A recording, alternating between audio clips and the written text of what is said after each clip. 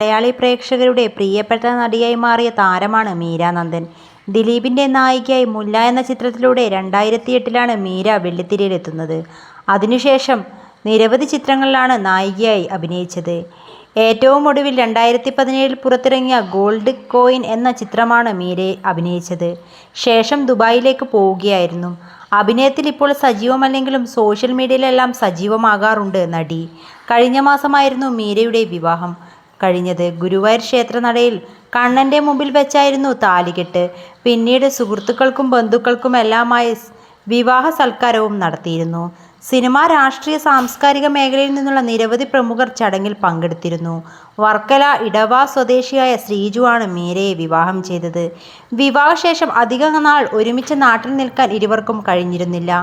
UAEയിൽ gold FM-ൽ radio ജോക്കിയായതുകൊണ്ട് തന്നെ മീര ദുബായിലേക്ക് തിരികെ പോയി. ശ്രീജു ലണ്ടനിലേക്കും പോയി. എന്നാൽ ഇപ്പോഴിതാ ശ്രീജുവിനരികിലേക്ക് എത്തിയിരിക്കുകയാണ് മീര. ഈ സന്തോഷം നടി തന്നെയാണ് തൻ്റെ ഇൻസ്റ്റഗ്രാം വീഡിയോയിലൂടെ പങ്കുവച്ചിരുന്നത്.